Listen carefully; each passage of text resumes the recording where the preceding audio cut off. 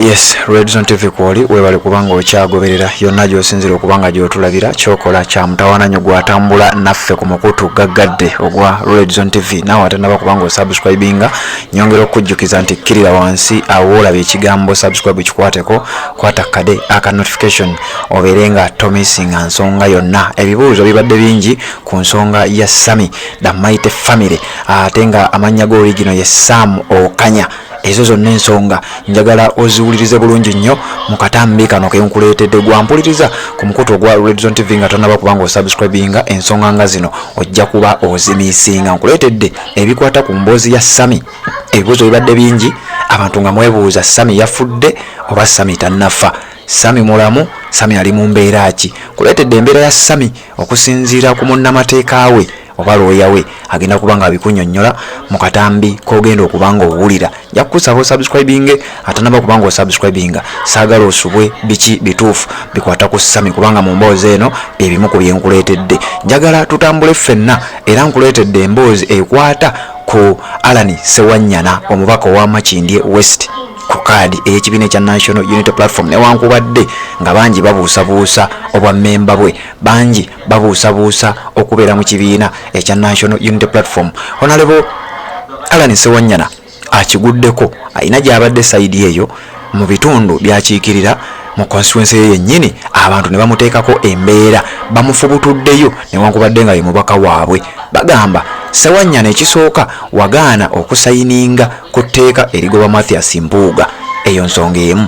Bamuwadde ensonga nnyingi nnyo ngenda bikulagana byo mu lutambi luno gwe ampuliriza era njagala okutegeeza abantu katono bamutaagule bino byonna ogenda bimanya singa oba omaze okusubscribinga. Wabula njagala kutandika n'emboozi ya Sammy gwe ampuliriza. Ebibuuzo bibadde bingi nnyo nga mwebuuza Sammy the Mighty Family ali kuki, era abantu muzze nnyo mu comment section, abamu ne mutuuka n'okujja mu inbox nga mubuuza Sammy the Mighty Family, Sam Okanya omwana eyakwatibwa oluvannyuma lw'okuba nti yali omu kwaba abeetaba mu kwekalakaasa okulaga obutali bumativu bwabwe ku mbeera eggwanga lya Uganda gye liddukanyizibwamu naddala obuli bw'enguzi obugenda mu maaso mu paalamenti. Byonna mbikuleetedde ogenda bimanya. Bw'oba tonnaba kubanga osubscribinga tewejjusa ogenda kubanga omiisinga ebintu nga bino.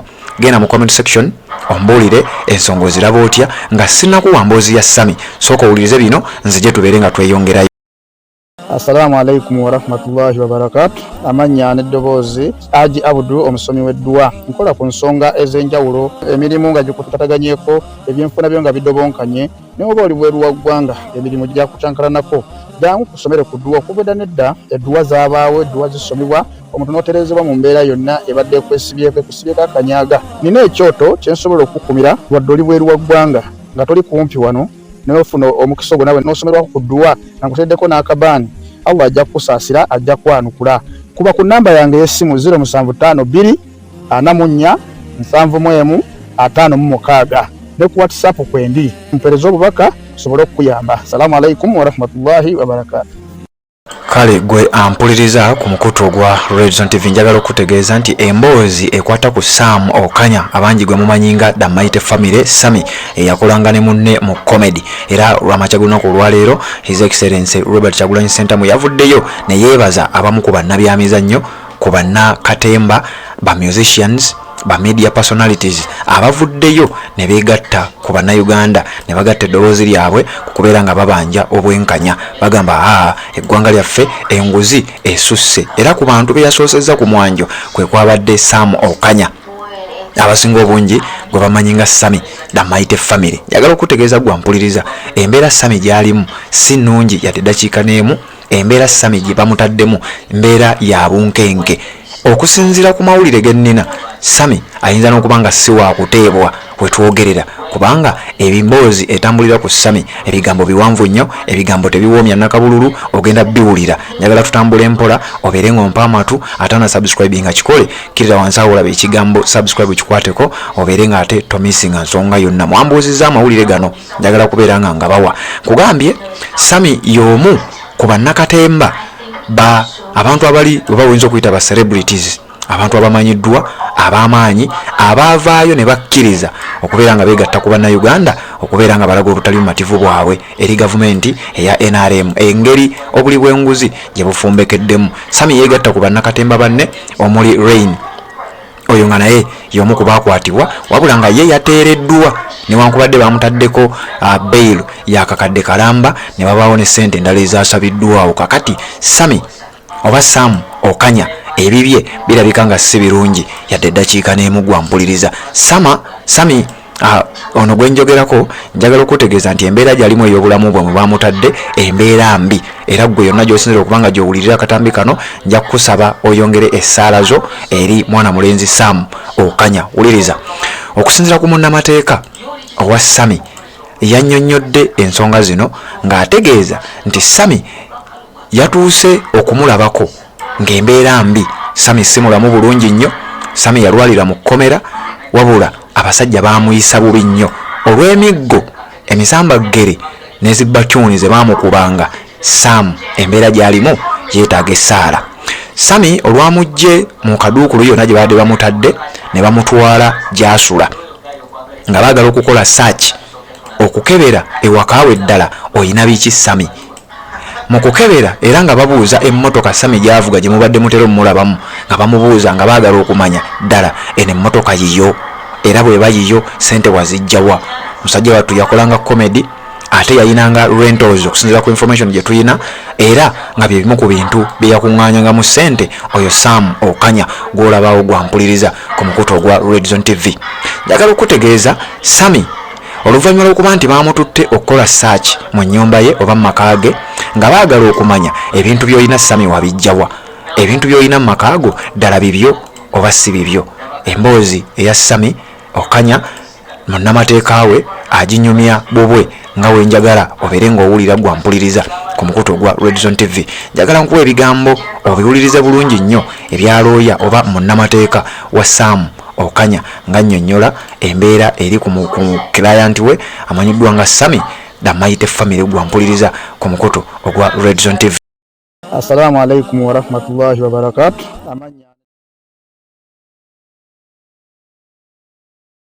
Lero lwakutaano ki ekibadde olwaleero nzize ku CPS mba ntuuka bwenti nsanze bamufulumya ne mbagamba this is my client ngasanga nakulaba ku CCID ne bangamba ekiriwo tumutwala tugenda kola search ewaka ewuwe ne bangamba oba oyagala kuba kuna kyoyogera genda osokolabe ku CCID nabye nga obudde bujja kunkwata bo batambulira ku ki emmotoka za poliisi oba bayongirira mu kkubo ne bayitawo nfunidde waawe y'amangu n'ennyangu ya kusobola okutuuka ewaka search ekolebwe nga bwendi, era ebamuleese nga bagamba nti balina bye bakola ki bye baagala ewaka ne bakola search nga bwendi.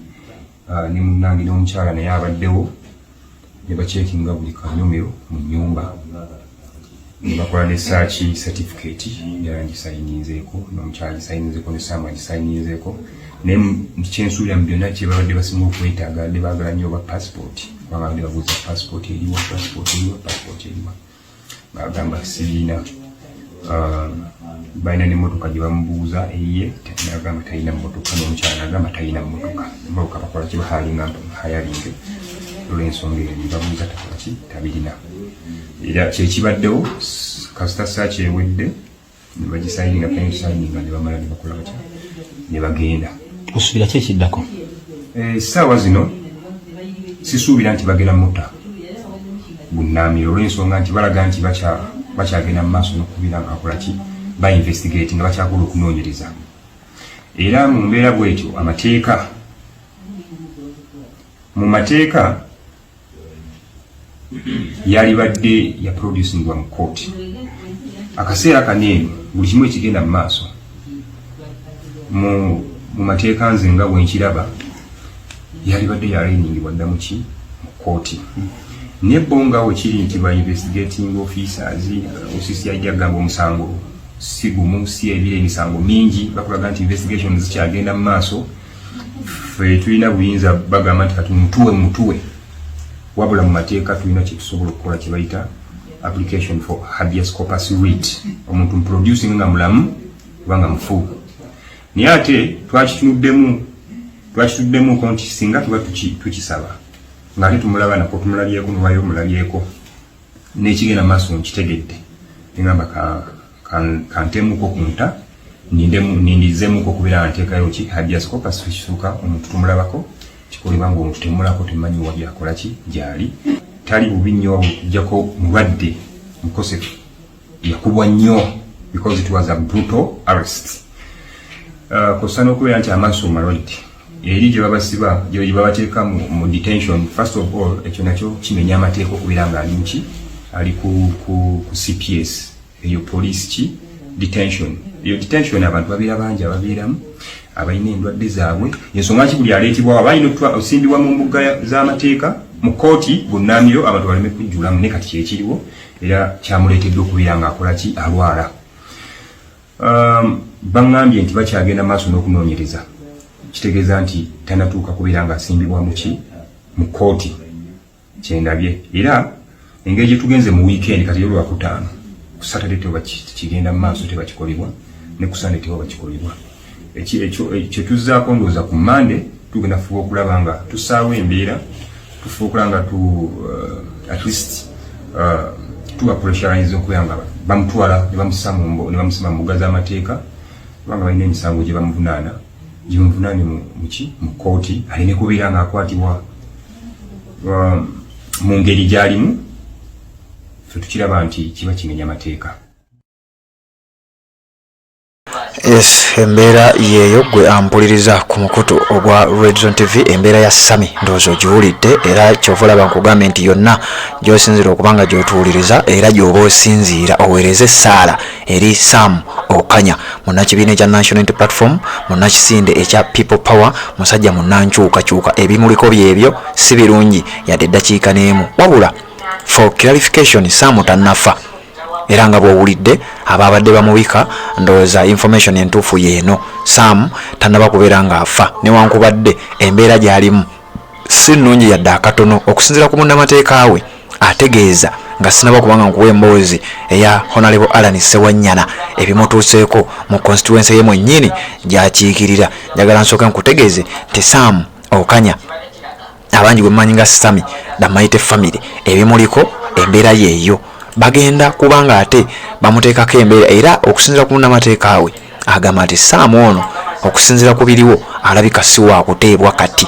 Abasajja balabika balina ebyenjawulo ebirala bye bamwagaza baagala kubuuza Sam ssente obadde ng'ozijjawa era ebimu ku bibuuzo bye baabuuzizza okusinziira ku munnamateeka we nga bw'owulidde nga beebuuza ssente obadde olina ssente nnyingi obulamu bw'obadde otambuliramu newankubadde obadde olwanirira enkyukakyuka baagala kubanga babuuza ebibuuzo ebyefaananyirizaako ng'ebyo by'owulidde gwali ku mukutu ogwa Red Zone TV. Nyongera okujjukiza gwatana subscribinga nga bwe nkuleetere ebituuse ku Honorable Alan Sewanyana njagala osooka osubscribinge kirira wansi awo olaba ekigambo subscribe kikwateko kwata kade aka notification kakuyambako okubeera nga ate tomisinga nsonga yonna ku mukutu guno nobeera ng'obeera omu ku abo abasooka okumanya buli we tunaabanga tutaddeyo emboozi yonna obeere ng'otegeererawo tikati ku Red Zone TV kyakubye dda nojja nobeera ng'ate ogoberera Sam Okanya.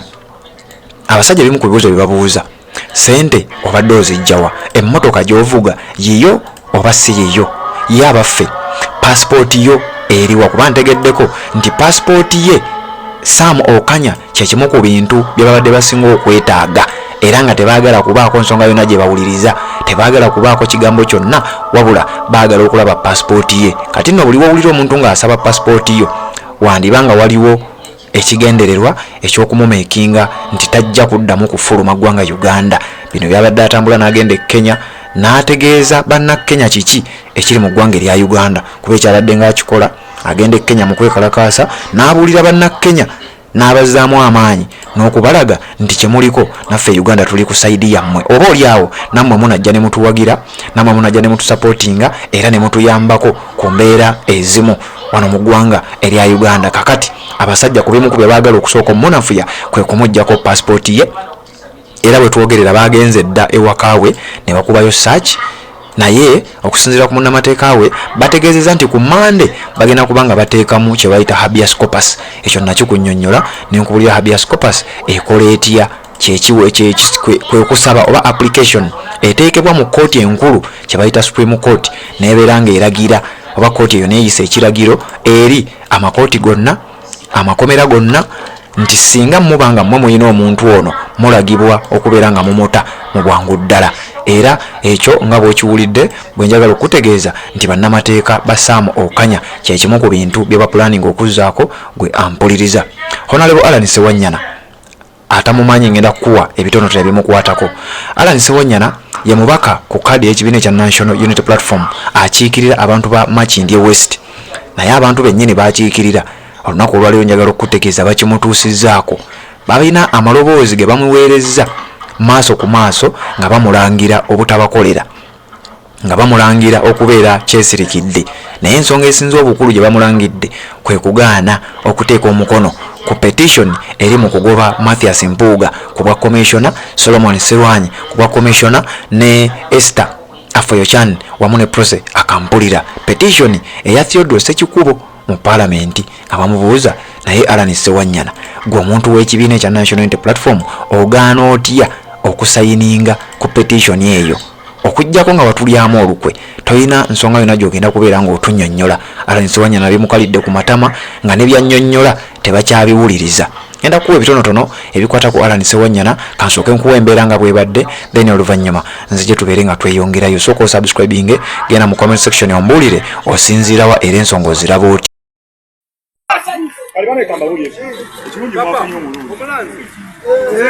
Yo, watu tunagenda noyo naye gasibwe. Ekyamazima zewamandi mubi. Wafunye omuki. Omweko asanti yagenda ngira kwa mukamba bakutekayo. Ali ngambye bwe. Mwe kitiibwa. Ali sewa. Ndaba twako omukusanaeka tukubuwe. Naye abatasayininze tukamulaba. Naye ajasayininga.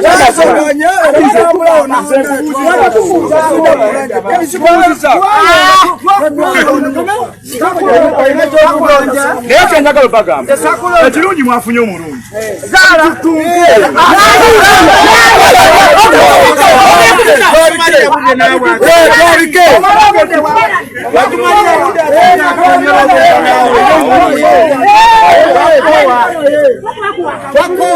andi mbuuza ate onyiiga otya ng'olina omulungi ekyamaguzi kyange okiba kirungi sekaaga nakyogerera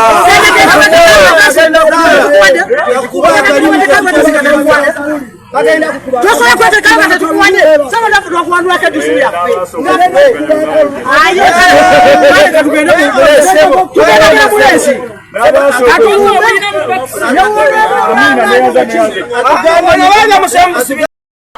Yes, embeera bwetyo bwebadde nga Allan Ssewanyana abaana bamuyisaamu eggaali bennyini nnyini baakiikirira. Embeera ebadde ya bunkenke nnyo, bamubuuza ebibuuzo bingi nnyo. Ki ekigenda mu maaso ddala, ki ekiyinza okugaana okusayininga ku petition eyo nga ddala Allan Ssewanyana oli musajja wa kibiina ekya National Unity Platform? Nsonga ki eyinza okuba nga ekugaana okubeera ng'oteeka omukono gwo ku petition egoba abali b'enguzi nga ddala ekibiina ky'olimu kyosibukamu kyogamba nti oli ku kadi yakyo nga kyekikulembedde enteekateeka ey'okulwanyisa obuli bw'enguzi? Allan Ssewanyana ono emabegakaawo jjukira ebigambo bibadde bivaayo nga bimupointingamu nga y'omu ku bano abasajja abali mu kibiina naye ng'ate balina ebigendererwa byabwe ebirala oba oliawo ebyawukana n'eby'ekibiina ekya National Unity Platform. Allan Ssewanyana y'ani gwe atamumanyi? Oli ku mukutu gwa Red Zone TV. Allan Aloysius Ssewanyana yazaalibwa wetogera alina emyaka 37, si musajja mukulu nnyo, naye abaana bamugamba enkwe nga zikukedde. Yazaalibwa ngenda kusoma 26 gwali mwezi gwa 11 mwaka gwa 1986. Museveni yalayira January 86, Allan Ssewanyana ne bamuzaala mu mwezi gwa 11 mu 86. Era yamanyikibwa nnyo we yaweerereza ebyemizannyo, sports journalism, kubanga yali musajja munnabyamizannyo ate nga munnamawulire ow'ebyemizannyo, era yamanyika nnyo n'erinnya lya omusajja wa bwino bw'atyo bwe yeeyitanga. Yakolanga ku media ez'enjawulo era yakolako nga human resource manager mu bitongole by'enjawulo, ate era nga musajja yajoyininga ebyobufuzi oluvannyuma. Allan Ssewanyana yalondebwa ng'omubaka mu Parliament akiikira Makindye West era n'arepresenting ekibiina ekya National Unity Platform ekyamuwa kaadi mu kalulu akabiri 21 atuula ku kakiiko akamanyiddwa nga committee on education and sports and a committee on equal opportunity atuula ku bukiiko bubiri. Kano yakatuulako mu palamenti ey'ekumi wabula ne mu palamenti ey'ekumi era nga wetwogerera ye shadow minister ow'ensonga za sports oba ez'ebyemizannyo ngera bwekimanyiddwa kyamanyiddwa nnyo nga musajja wa bwino. Ssewanyana yakolako nga LC5 kansala yakiikako ku City Hall nga kansala wa LC5 ng'akiikirira Makindye division ku City Hall awo olabewa Elias Lukwago era yakolako nga sports editor wa NBS omukutu ogwa NBS TV mujjukira bwe yabeereranga mu sports yakolako nnyo yakolako ne ku top radio 89 akatonyeze mukaaga era ng'akola bya mizannyo mu programu yali amanyiddwa nga Ennyanda mu lupapula lwamuli olumanyiddwa nga Ennyanda newspaper nalwo yalukolamu nnyo era musajja munna bya mizannyo amanyiddwa. Ssewanyana baamuzaalira Nsambya era nga taata we ye Alozias maama we ye Sara Sendawula. Taata we Alozias Sendawula maama we Sara Sendawula nga bano baali b'ekibuye era ennaku z'omwezi nze kugambe musajja mukatuliki musajja muganda y'omu ku babaka ba parliament bano bampuuga ba pro mpuuga bonga basalawo nti newankubadde ekibiina kyasalawo okulwanyisa enguzi tya ffe tetusobola kuva mu mpuuga muganda munnaffe. Alan Ssewanyana ebimutuuseeko bye byenjagadde okubanga okutegeeza gwa mpuliriza ku mukutu ogwa Red Zone TV. Nyongera okutegeeza gwa tana subscribinga nti kikole kirira wansi awo olaba ekigambo subscribe kikwateko kwata kade ka notification obeere nga ate tomissinga nsonga yonna tuwuliziganye mu updates eziddako. Assalamu alaikum wa rahmatullahi wa barakatuh. Amanya n'eddoboozi Haji Abudu omusomi w'eddwa. Nkola ku nsonga ez'enjawulo emirimu nga gikutataganyeko ebyenfuna byo nga bidobonkanye n'oba oli bweru wa ggwanga emirimu gya kucankalanako jangu kusomere ku ddwa okuvudda nedda eddwa zaabaawo eddwa zisomibwa omuntu n'oterezebwa mu mbeera yonna ebadde ekwesibyeko akanyaga. Nina ekyoto kye nsobola okukumira wadde oli bweru wa ggwanga nga toli kumpi wano n'ofuna omukisa ogwo nawe n'osomerwako ku ddwa nga nkuteddeko n'akabaani Allah ajja kusaasira ajja kwanukula. Kuba ku namba yange y'essimu 0752 44 71 56 ne ku WhatsApp kwendi mpereza obubaka sobole okuyamba. Assalamu alaikum wa rahmatullahi wa barakatuh.